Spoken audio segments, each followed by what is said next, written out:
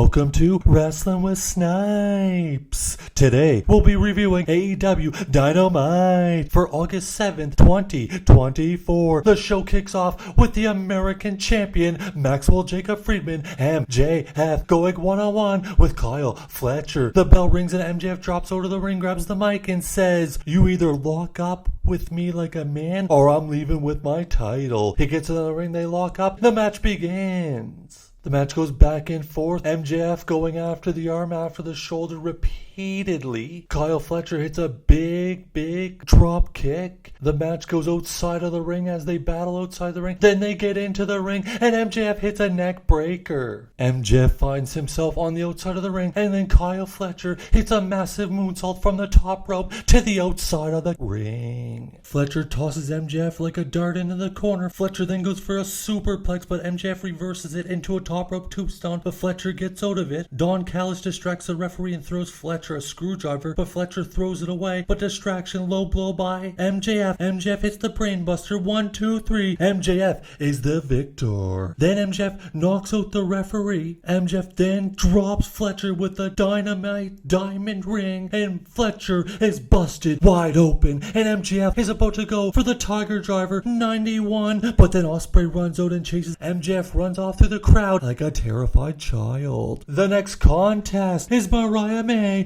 versus Viva. Then this was a quick one and not competitive. Mariah May picks up the victory. After the match, Mariah May is presented a gift, and she unwraps the gift, and it's a big picture of Toni Storm and Mariah May. But then she flips the poster to the back, and it says, "Die, Mariah, die." Then Toni Storm pops up, and an all-out brawl starts out. They brawl all over. There's refs, there's agents, there's brawling. Oh my goodness. Next, it was the Bad Apple versus Shibata. Shibata controls most of the match. He's hammering on the Bad Apple. The Bad Apple, is it red or is it green? The Bad Apple loses the match. Shibata picks up the victory, but then Jericho and the Big Bill come down and destroy Shibata. But then out of nowhere, here comes Hook. Hook comes down, clears the ring, and takes the FTW title, holds it in the air, and says, "This is coming back to me." Next, we go to a sit-down interview with Jim Ross, standing with the heavyweight champion of the world, Swerve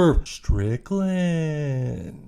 Before we go to commercial break, we see Renee Paquette standing with Orange Cassidy, asking him if it's a good idea. He says probably not. Renee says, "Can I do anything for you?" And he says, "Can you go wrestle a match for me?" She says no. He says, "Okay, I'm heading out to the ring." We come back from commercial break, and Renee Paquette is with Adam Hangman Page, and he is very upset, and he told her point blank, "I will get what I want." Then we go to the sit down interview with Jim Ross and Swerve Strickland, the champion. Swerve Strickland says he's been doing it everywhere. He's been a tag team champ. He's the heavyweight champion. "I am the man." Jim Ross says it's going to be a hell of a battle. He's going to be a lot tougher than you think. "Don't underestimate Daniel Bryan." Swerve says, "I won't underestimate him, but I will beat him." Then we go to the ring and we see Orange Cassidy and his tag team partners FTR against Rush, Mortis, and Roderick Strong. Mortis looks very impressive in the match. Lots of interference from the Kingdom. Mortis spears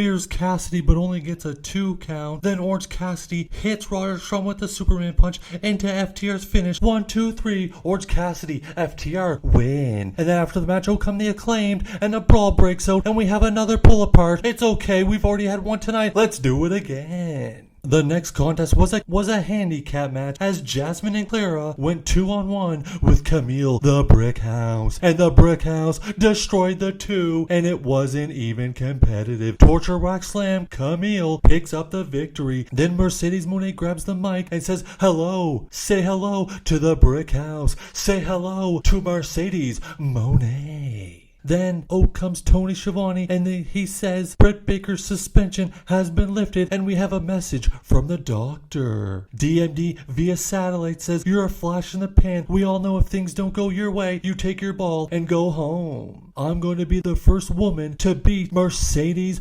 Moné. And you can trust me because I'm a doctor." Next is the main event of the evening, Double J Jeff Jarrett versus Brian Danielson, with Ricky Steamboat doing color commentary. This is a wild match. They battle out on the outside, then they battle into the crowd, they battle in the back of the building where the popcorn is everywhere, then they make their way back out to the ring, and Jeff Jarrett hits the stroke on a chair, cause it is anything goes, and it gets a 2 count. Then Double J puts Danielson into the sharpshooter, who gets it reversed. Daniel Bryan then hit the label lock, and he gets out of it. Then Daniel Bryan hits the knee to the chair to the face of Jarrett. 1, 2, 3. Bryan Danielson picks up the victory. And then here comes the Combat Club to celebrate. Jeff Jarrett, Daniel Bryan shake hands. They raise each other's hands. And then out comes the heavyweight champion of the world, Prince Nana and Swerve Strickland. Prince Nana is the GOAT dancer. Swerve says there's 3 legends of TBS: Double J, Jeff Jarrett, Ricky Steamboat, and Swerve Strickland. Swerve says, Daniel Bryan, Bryan Danielson, you're one of the greatest of all time, and when I beat you at Wembley, I will take your legacy. Swerve then challenges Wheeler Yuta to a match next week. Swerve says, I'll show you who is the most dangerous man in this company. Whose house?